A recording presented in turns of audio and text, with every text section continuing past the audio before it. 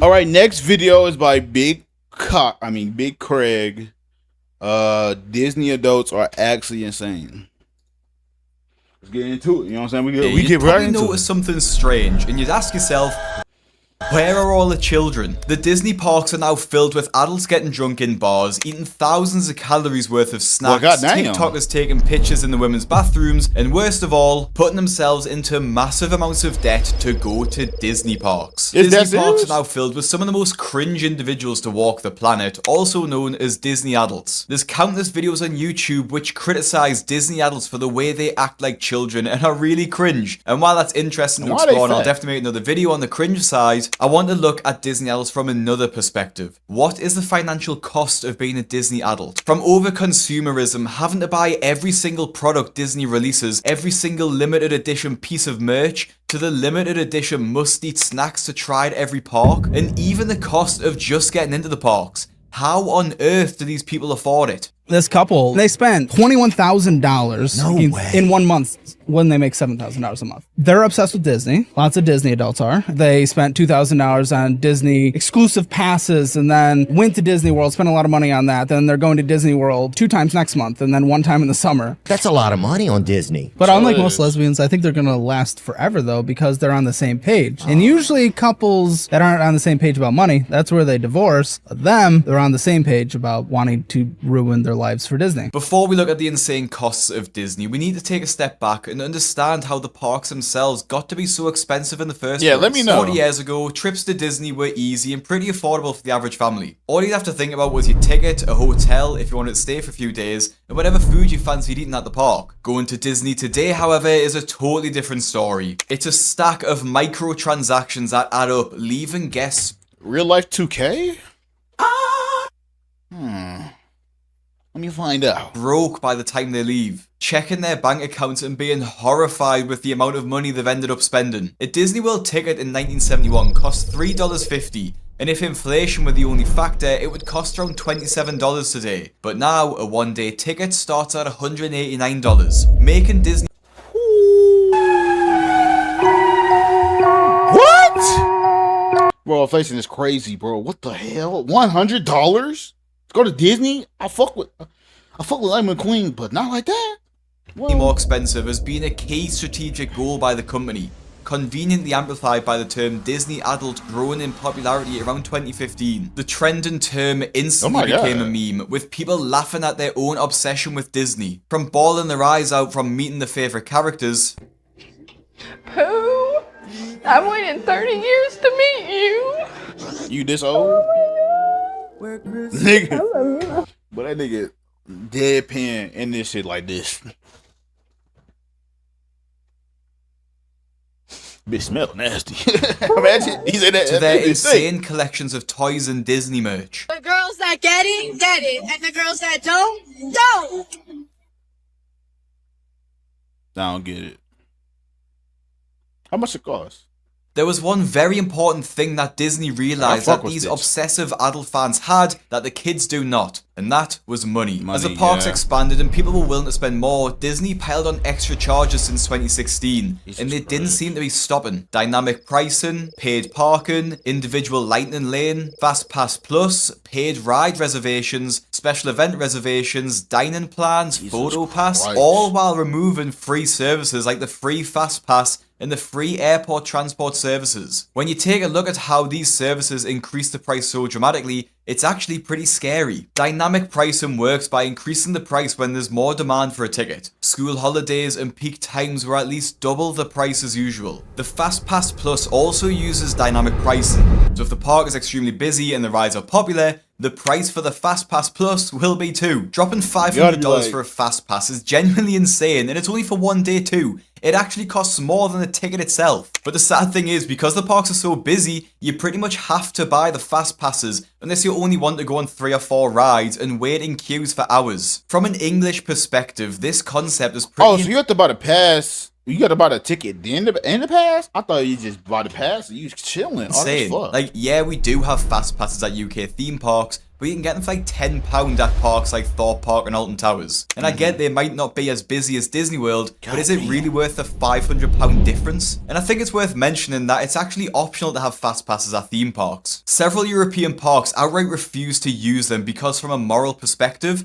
they don't believe that you should be able to skip a queue because you're rich. Well, yeah, they is mine. Yeah, they definitely England because America don't give a fuck. Hey, man, you got that bread, spend that shit. That's the American way. More willing to go into debt to get them. Stupid, 2 European theme parks, Bellewaerde and Efteling, say that they don't offer fast passes because we don't wish to give anyone preferential treatment. To be honest, if only America was like that, man. By Disney, so they can get more guests into the park and have a payable option to skip the queues. And because the queues are so long, buying a fast pass is just as important as buying a ticket now. It's basically unavoidable if you want to spend more time on the rides than waiting in the queues. All of these additional costs slowly add up, forcing guests to spend more without even realizing it, adding to their Disney debt. Even though the list of additional charges that Disney's added over the past 10 years are absolutely insane, there's something else that Disney has incorporated that changed the game forever. For over 40 years, you couldn't have alcohol at a lot of Disney's parks, with a few exceptions of course. But flash forward to now, and alcohol is one of the big reasons Disney adults come to the parks. Since this shift, it's clear Disney now caters to their adult fans, offering an absolutely insane variety of alcoholic drinks available in all of the parks. But it's not just a few cocktails here and there, and they've even developed a famous drinking game in Epcot known as Drinking Around the World, where guests spend up to 6 hours on a bar crawl through 8 themed countries, each with a cocktail inspired by the place they're in. Nothing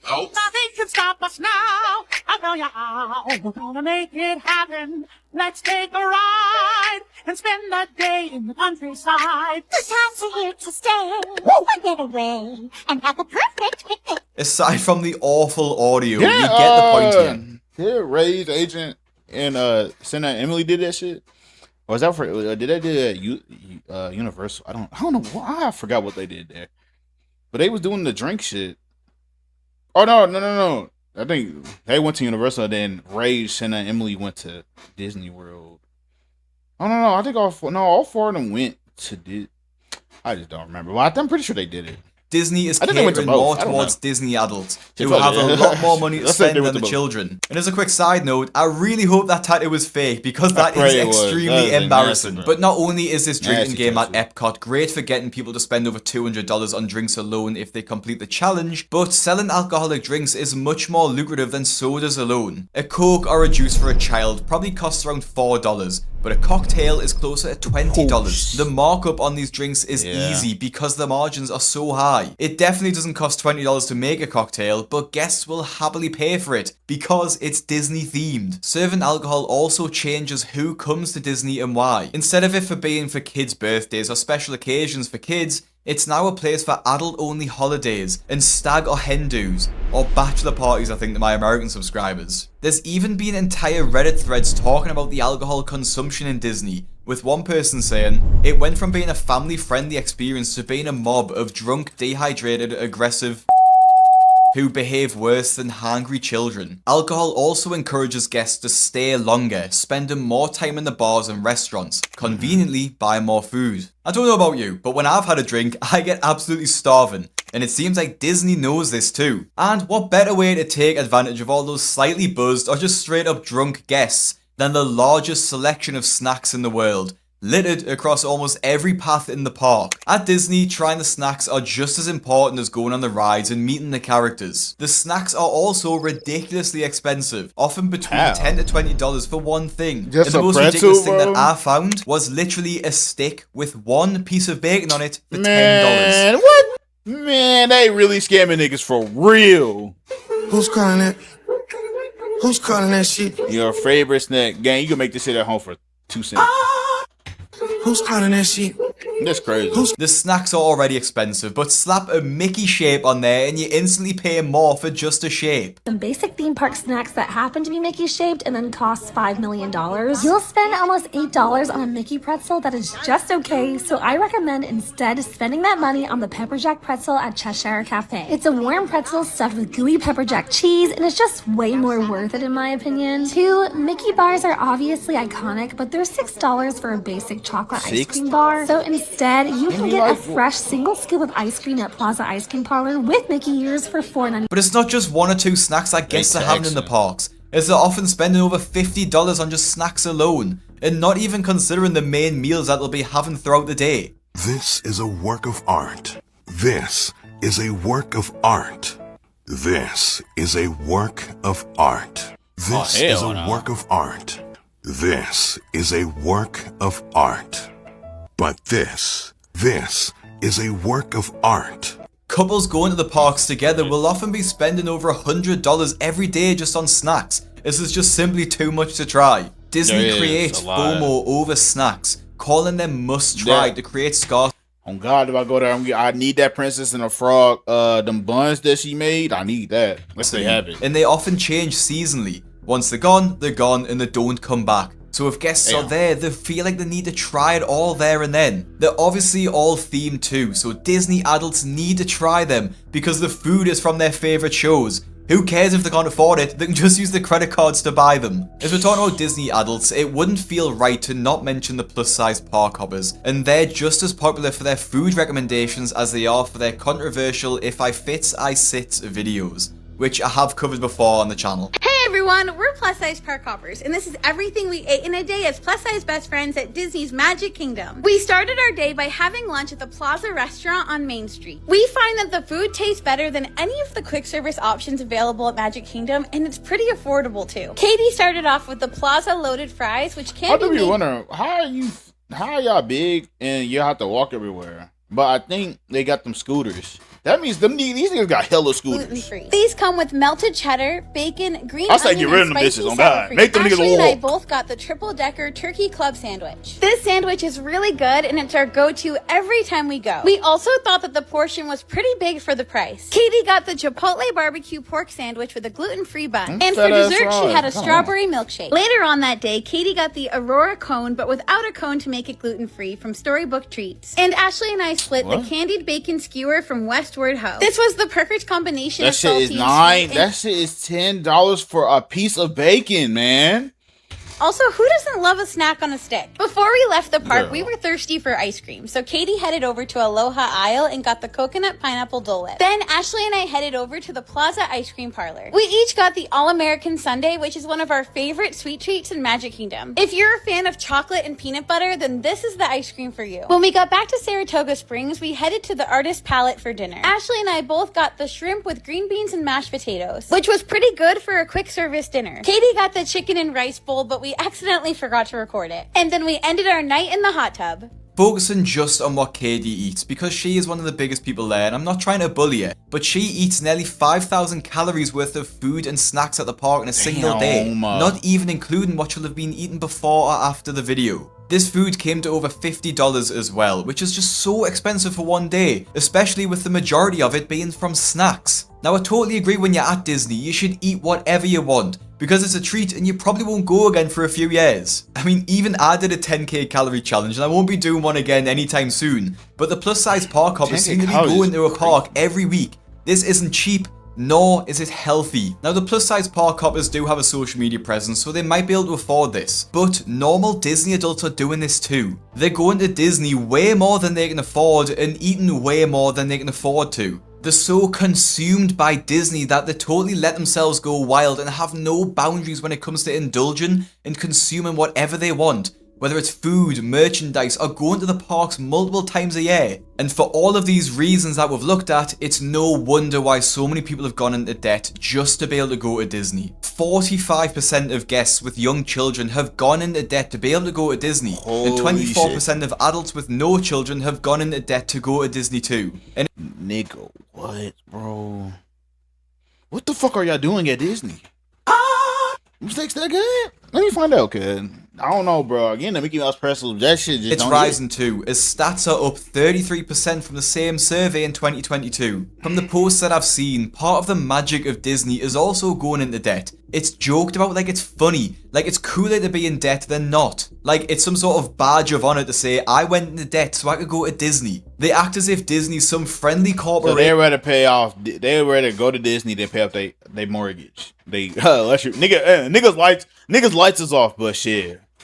There's lights on at Disney. We out. We outside. Like, come on. Who's happy to lend you the money. What? And they like to pretend that it's not an entity that would send the bailiffs when you ultimately miss a payment. I think a huge part of this is caused by the childlike nature of Disney guests and why they feel entitled to go. It's like a form of therapy for them. Many Disney adults explain their obsession with Disney as being a result of not having a proper childhood. And that's true. There's many children who grew up in households that couldn't afford to go to Disney, or they had some sort of trauma. But that shouldn't be worth going into thousands of dollars then of you debt actually for. need therapy.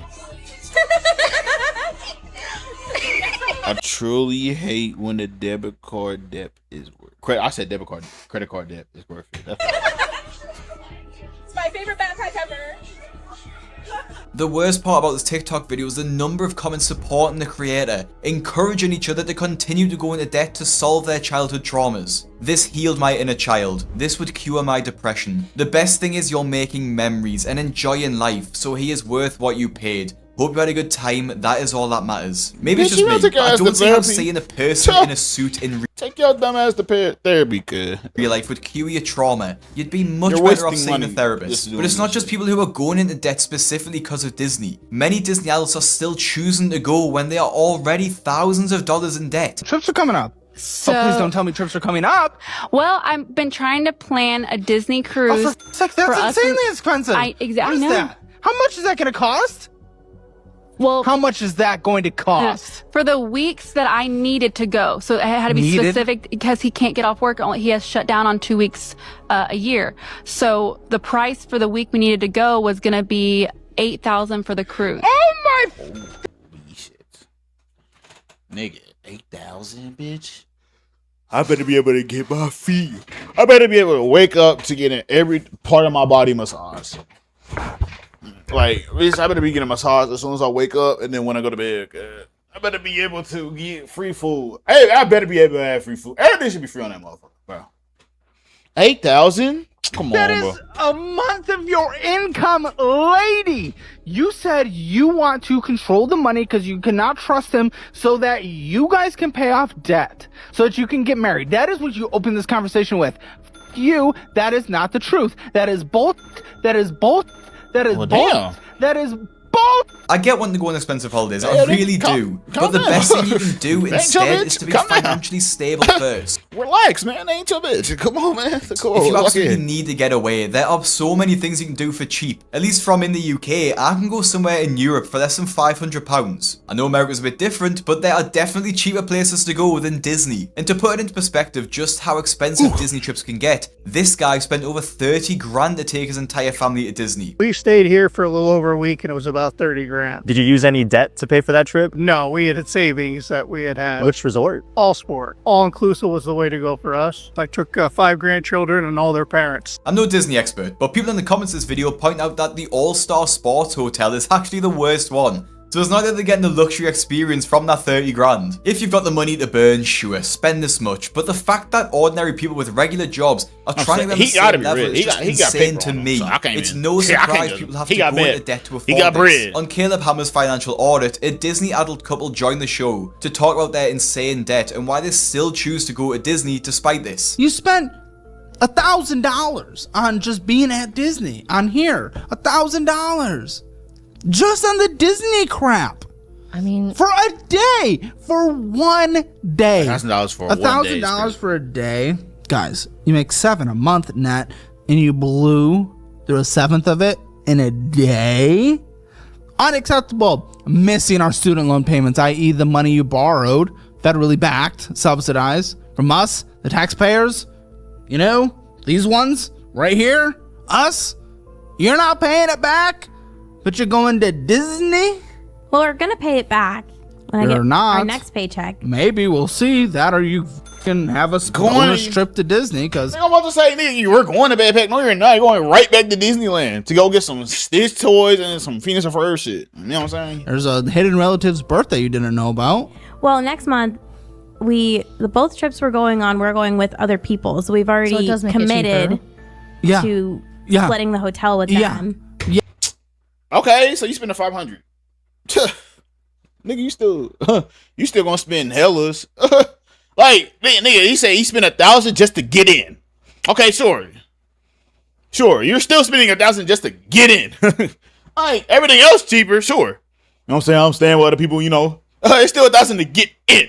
What are we talking about? Call them and say, "Oh wait, I forgot that I'm literally a poor." These girls are so delusional that they think going to Disney is more important than getting out of debt, that they even add to it. Crazy. Debt is no joke, and people like this tend to forget that. It can ruin your life. They can lose their houses, their cars, their entire livelihoods, and in this case, all to go to Disney. Even for people who try to just avoid... This is why you gamble. I'm playing. Don't do that. Going into debt just to visit the parks. Disney has created new schemes to entice them to. In this video, a woman shares her story of how she was essentially duped into a points-based scheme at Disney that ended up leaving her with significant debt. This is part 3 of how we got into massive debt, and this is one of my most embarrassing debts that we have. 1, 2, 3, 4, 5, 6 figures, my nigga. Oh man. Oh man. A few years ago, our family took a trip to Disney and we impulsively purchased the Disney Vacation Club. And we did so by financing it. If you don't know what the Disney Vacation Club, or DVC, is, it's kind of like a timeshare for Disney World. Except instead of having one specific resort or specific weeks of the year, not reading up on what y'all buy? System. You buy a certain number of points, and then those points can get redeemed at any DVC resort any time of the year that they have availability. That means you can end up staying at Disney World properties, Disneyland properties, and they also have other DVC resorts like in Hawaii and in Europe. So it definitely provides like a lot of opportunity to travel. Now, with that being said, this is a very bougie luxury purchase that we had no business making. There were some incentives when we purchased, so the total cost of financing was around $27,000. Now, was this stupid? Yes, I know that. But I promise you, our hearts were in a good place, but like our financial literacy was 0. Financing 27 grand worth of Disney is just absolutely insane to me. That could pay for a house deposit. That's what I'm saying, bro. You mad, nigga? She got money to throw away. Or even multiple cars. There's so many things that you could do with that money instead of buying a Disney holiday. And the worst part about all of this is that Disney adults 100% support each other. If they're all in debt together, there's no judgment. Disney is such an all-encompassing... let's all suffer together. Fuck you. And there was so much to buy that many Disney adults can go into debt without even having to go to the parks. They spend thousands on limited edition merch, collectibles, and literally anything with Disney printed on it. This really is overconsumption at its finest. I can't help but stare at all those Mickey ears and wonder what else could have been bought instead. They're not cheap either, around $50 each. And I'm no Disney expert. For a headpiece, my nigga? 40, 50, nigga? Come on, man. We bullshitting. I might be after nigga, that's more expensive than a cosplay set. I could buy a UG cosplay set right now. That should be like 35, 40. Nigga, that's around the same price as a cosplay set for a full outfit. Just for little ears on the top, man. But I'm sure that the ears are bought to be worn in the parks. So does this create a plan on going to Disney over 100 times to wear each pair at a different time? I don't know. There are so many Disney adults who have an absolutely insane amount of merch too. I don't want to be too judgmental, but at this point it just seems like hoarding. You don't do anything with any of this. It's just stuff. It's not like other collectibles like Warhammer figures maybe, that people spend lots of time painting or having hundreds of books to read. It's just stuff. A lot of Disney merch can only be bought at specific parks too, not online or in any stores outside the parks. So there's an exclusivity of that makes it so much more popular. Ultimately, I can understand why parents want to take their kids to Disney even though they're in debt, but there are ways to make it cheaper. They can stay off-site instead of the park hotels to make it cheaper. Bring some of their own food and drinks, and maybe even stay for a shorter time. But Disney adults, I think if you have so much debt already and will be going into more debt just to go to Disney, I just don't think it's worth going, to be honest. Now, I know this video is pretty finance heavy, so if you want me to react to more of the sort of cringe side of Disney adults, let me know in the comments below. If you want to watch my full video on the plus size park hoppers, click the video on the screen now. Follow my Instagram at BigCraigYT, he lied to me. My main channel and my compilation channel. Thank you for watching, and I'll see you in the next one. See, look, he didn't even put it there, man. Alright, chat. I'm gonna end this here. I'm not gonna watch this one, I'm not gonna lie. I don't feel like it. I think I had a good time. Oh, let's do A2O. Hold on.